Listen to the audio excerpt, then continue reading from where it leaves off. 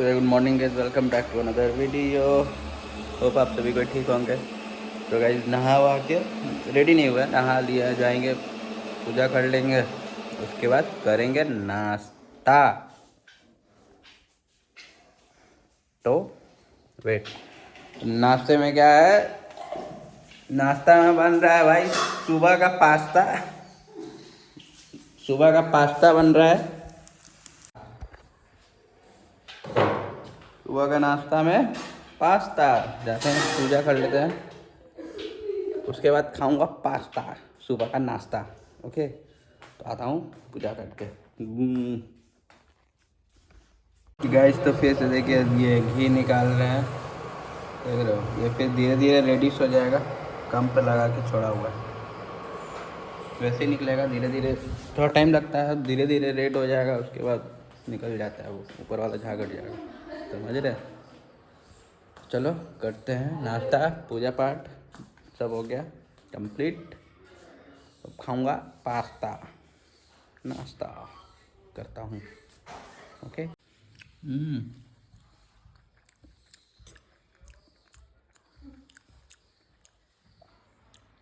Tasty. चलो, बहुत दिन बाद खा रहा है भाई, ये मैगी वैगी।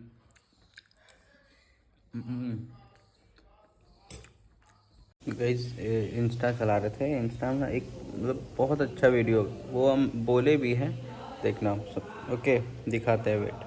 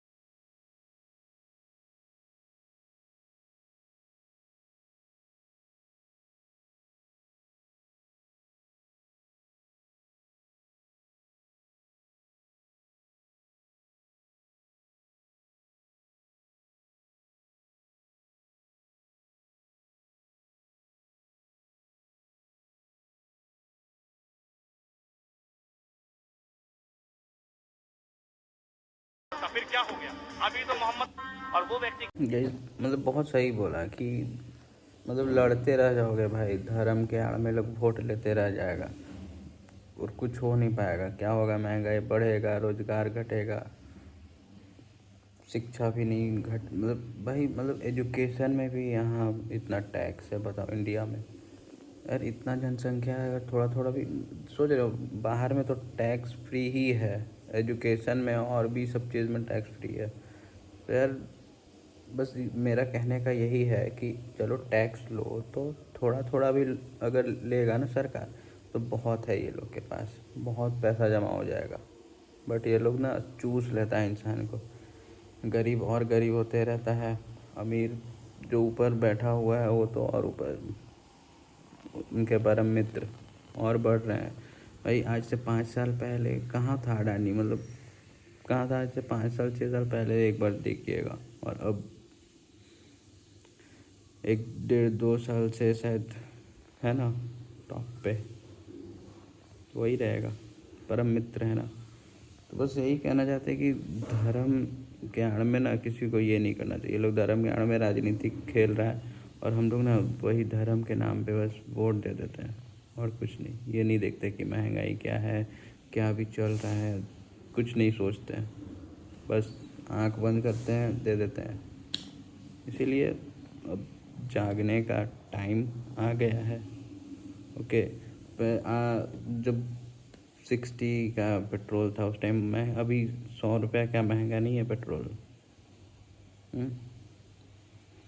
इसलिए कुछ भी कीजिए तो सोच समझ के कीजिए और कुछ नहीं। ओके।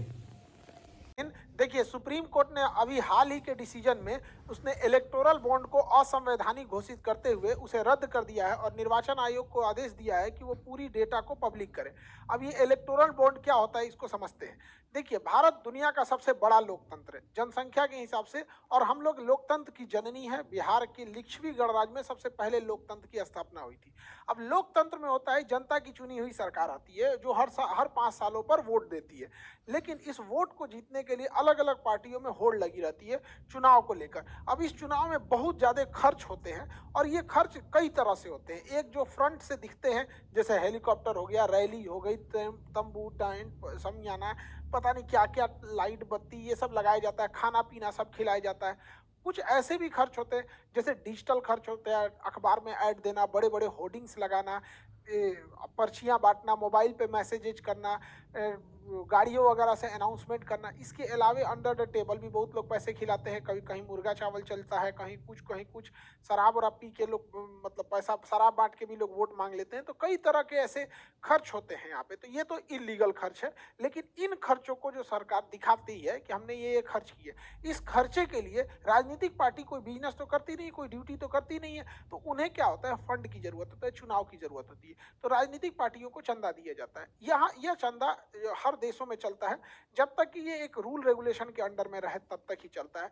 कोई आदमी है जिससे लगता है उसकी विचारधारा की पार्टी है, उसे पैसा दे देता है, किसी के पास ज़्यादा है किसी का कम, अपने हिसाब से फंड देते हैं और इसी फंड के हिसाब से वो अपने डेली के खर्च को निभाते करते हैं। जैसे देखते हैं किसी एक पार्टी वाला हेलीकॉप्टर से जाता होगा तो पार्टी फंड से ही सारे पैसे जाते होंगे, कोई चार्टर्ड प्लेन से जा रहा है, ये सारे पैसे पार्टी फंड से जाते हैं। तो पार्टी के पास फंड ज़्यादा रहता है। अब इसमें क्या होता था कि फंड में एक समस्या ये होती थी कि अगर कोई किसी को फंड देता था तो उसमें ब्लैक मनी बहुत ज़्यादा होता है। जैसे किसी के पास टैक्स का पैसा है, टैक्स नहीं दिया है, अब वो कैश ले जाके कहीं पे पार्टी में दे देता था, तो उसमें क्या होता था कि कैश का बहुत ट्रांजैक्शन ज़्यादा होने लगा। तो इसी को देखते हुए 2018 में इलेक्टोरल बॉन्ड लाया गया।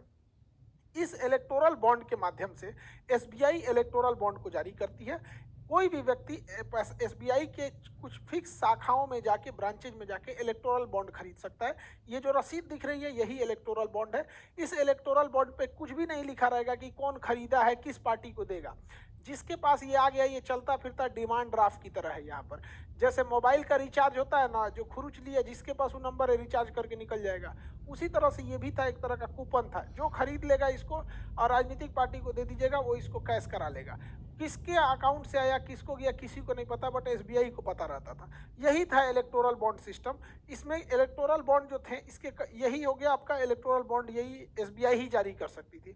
ये साल में हर 3 महीने पे जारी किया जाता था, 1 से 10 जनवरी के बीच में, 1 से 10 अप्रैल के बीच में, 1 से 10 जुलाई के बीच में, 1 से 10 अक्टूबर के बीच में। साल में हर 3-4 महीने पे 10-10 दिन के लिए इलेक्टोरल बॉन्ड के लिए खुलते थे शाखाएं एसबीआई में।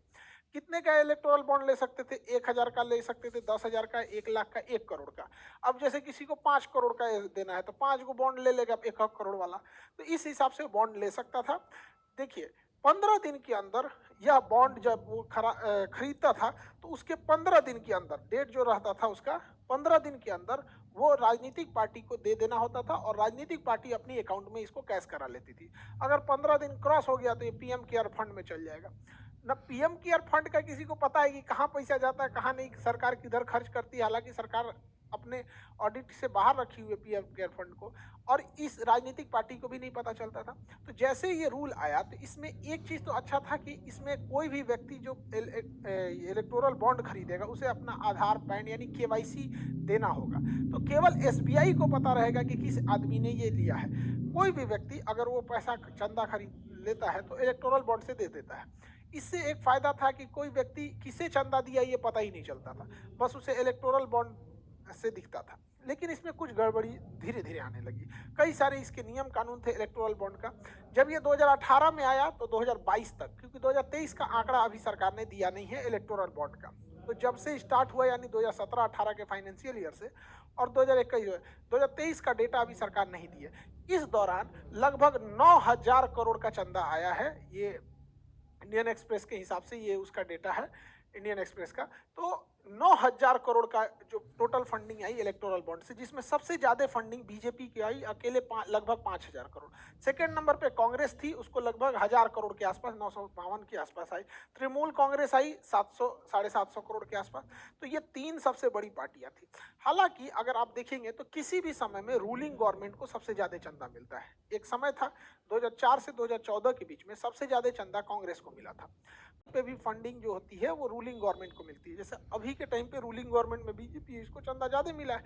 एक समय अगर कोई और पार्टी रूलिंग में आएगी तो उसे भी मिलेगा। लेकिन ये इतना पैसा इनके पास 5,000 करोड़, 950 करोड़, 750 करोड़, 650 करोड़, तो इतने पैसे किसने दिया ये कोई नहीं जान सकता था। और इन पार्टियों ने भी इस संशोधन का कोई विरोध नहीं किया क्योंकि सबको मिल रहा था। लेकिन उर्जित आर पटेल जो आरबीआई के गवर्नर थे, उन्होंने कहा था कि इससे ये एक तरह का समझ जाइए कि इससे ना मनी लॉन्ड्रिंग की समस्या उत्पन्न हो जाएगी। तो ये आरबीआई का कथन था, रिजर्व बैंक ऑफ इंडिया का। यहाँ पे एडीआर एक संगठन है, एसोसिएशन फॉर डेमोक्रेटिक रिफॉर्म। ये चुनाव में किस तरह से पारदर्शिता ला जाए उस पर ये काम करती है। उसने एक केस कर दिया सुप्रीम कोर्ट में कि इसकी गहन जांच हो जाए। वहीं निर्वाचन आयोग का भी कहना था कि इससे पारदर्शिता की कमी हो रही है, जनता को पता ही नहीं चल रहा है कि किस कंपनी ने किसे पैसा दिया। कई बार आरोप लगता है सरकार के ऊपर, हर सरकारों के ऊपर लगता है कि वो किसी एक कंपनी को प्रॉफिट दे रही है। तो कहीं ऐसा तो नहीं है कि उस कंपनी ने ज़्यादा चंदा दिया है, 10 रुपया चंदा दे के 10,000 का काम करा ले, क्योंकि सरकार अपने जेब से तो कोई काम करती नहीं हो, तो देश का पैसा होता है यहाँ पर। तो इसी के लिए सुप्रीम कोर्ट में एक लंबी बहस चली थी। और सुप्रीम कोर्ट में एडीआर यहाँ पे प्रशांत भूषण और कपिल सिब्बल, ये सुप्रीम कोर्ट के बहुत सीनियर जज हैं। अब अमूमन देखेंगे कि गवर्नमेंट के जो भी केसेस वगैरह होते हैं वहाँ पे काफ़ी मतलब संवैधानिक, मतलब जो कोर्ट में है, काफ़ी गवर्नमेंट की क्रिटिक भी रहे हैं ये लोग। तो एक लंबा केस चला यहाँ पर सुप्रीम कोर्ट में, और सुप्रीम कोर्ट के सामने दलीलें रखी गई कि आखिर इस इलेक्टोरल बॉन्ड से क्या क्या लॉसेज हो रहे थे। तो देखिए, इसमें कुछ खामियां थी जिसे सुप्रीम कोर्ट ने समझा। इलेक्टोरल बॉन्ड में जो कंपनियां पहले क्या थी कि आप चंदा तभी दे सकते हैं, आपका जितना प्रॉफिट है उसके 7.5% से ज़्यादा आप चंदा नहीं दे सकते हैं। और हकीकत भी है कि भैया 7.5% कोई भी अपने प्रॉफिट का एक राजनीतिक पार्टी को चंदा दे दे, इससे ज़्यादा क्यों देगा। लेकिन इसमें कह दिया गया नहीं, आपको जितना मन है वो दे देना है। तो एक ये गड़बड़ थी कि भैया इतना काहे चंदा देंगे आप। दूसरा कि रेवेन्यू मतलब होता है कि टोटल आपने कितना सेल कर दिया, वो आपका प्रॉफिट नहीं होता है। रेवेन्यू जैसे कोई सब्जी वाला 100 रुपये बेचा तो 100 रुपये उसका रेवेन्यू है, 100 रुपये उसका प्रॉफिट नहीं है। तो पहले ये था कि रेवेन्यू का 10% ही आप चंदा दे सकते थे। इसमें कह दिया कि नहीं, जितना मन दे दीजिए यहाँ पे। तो यहाँ तक तो समझ में आता है कि भैया हाँ, प्रॉफिट में है, रेवेन्यू में है तो चंदा दे रहे हैं। हद तब हो गया जब इलेक्टोरल बॉन्ड के माध्यम से लॉस मेकिंग कंपनी भी चंदा देने लगी। अरे भैया, तुम लॉस में हो, तुम क्यों चंदा दे रहे हो। तो बड़ा गचपच होने लगा यहाँ पर। तो गवर्नमेंट जब सुप्रीम कोर्ट के सामने ये बात रखी गई तो सुप्रीम कोर्ट ने इस पर बहुत सख्त टिप्पणी किया था यहाँ पर। इसके अलावा एक और चीज़ था कि पहले भारत में कोई भी विदेश से चंदा नहीं दे सकता था। अब आप कल्पना कीजिए कि चाइना के पास बहुत पैसा है। चाइना अगर किसी भारत के राजनीतिक पार्टी को करोड़ों रुपए दे दे चंदा के रूप में, और उसके पसंद की यहाँ सरकार बन जाए, तो वो सरकार भारत की रहेगी, लेकिन वो इशारा चाइना का रहेगा। इसलिए भारत में ये बैन लगाया गया था कि कोई भी विदेश से चंदा नहीं ले सकता है। लेकिन इलेक्टोरल बॉन्ड में एक समस्या थी कि कोई भी विदेश की कंपनी, यहाँ मदर कंपनी है, वो अपनी एक छोटी सी कंपनी इंडिया में डाल देगी। इसे हम लोग सेल कंपनी या डॉटर कंपनी कह देंगे, सब्सिडरी कहिए या सेल कंपनी कहिए। अब ये चाइना से डायरेक्ट चंदा नहीं आ सकता, अब यहाँ से इस पार्टी में, इस कंपनी में चंदा आएगा, और ये कंपनी फिर इंडिया में चंदा दे सकती है अलग अलग राजनीतिक पार्टियों को। ये तो बहुत चिंता का विषय है। इलेक्टोरल बॉन्ड के माध्यम से ये पॉसिबल था। ये सारी चीज़ों को सुप्रीम कोर्ट के समक्ष जब रखा गया तो सुप्रीम कोर्ट ने सरकार से पूछा। सुप्रीम कोर्ट के 5 संवैधानिक जजों की पीठ ने पूछा था। देखिए, सुप्रीम कोर्ट का रूल है, जब भी कोई संवैधानिक मामला जाएगा जिसमें संविधान में बनाए गए, संसद द्वारा पारित किसी विधेयक को बदलना हो या कोई संविधान में चेंजिंग करना हो, तो उसे संवैधानिक पीठ कहते हैं। इसमें कम से कम 5 जज होने चाहिए। ज़्यादा से ज़्यादा आप 3400 जज को बैठा दीजिए, उससे बहस नहीं, लेकिन कम से कम 5 जज होना चाहिए। आप देखिएगा, बाबरी मस्जिद, राम जन्मभूमि पे भी 5 जज थे यहाँ पे, तो कम से कम 5 जज होने चाहिए। गोलकनाथ में तो 9 जज मामले थे। और वही अगर केशवानंद भारती देखेंगे तो अब तक का सबसे बड़ा बेंच था, उसमें 13 जज मिल के फैसला सुना रहे थे। तो यहाँ 5 जजों की खंडपीठ थी और 5 जजों की संवैधानिक पीठ को लीड कर रहे थे खुद भारत के मुख्य न्यायाधीश डीवाई चंद्रचूड़ नियुक्त कर रहे थे। तो उन्होंने सरकार से पूछा कि आपकी क्या मजबूरी है, इससे तो कोई करप्शन कम नहीं हो रहा है। तो इन्होंने कहा कि ठीक है, इससे करप्शन ये है कि कम हो रहा है कि कैश का लेन देन नहीं हो रहा है। तो सुप्रीम कोर्ट ने कहा कि करप्शन को दूर करने के और भी रास्ते हैं, आखिर जनता को क्यों नहीं दिया जाएगा इसकी जानकारी। तो सरकार के 2 मुख्य दलील थे। हालांकि इस इलेक्टोरल बॉन्ड को जब अरुण जेटली वित्त मंत्री हुआ करते थे तब लाए थे। सरकार का एक दलील जायज था, एक दलील पर सुप्रीम कोर्ट ने नाराजगी जताई।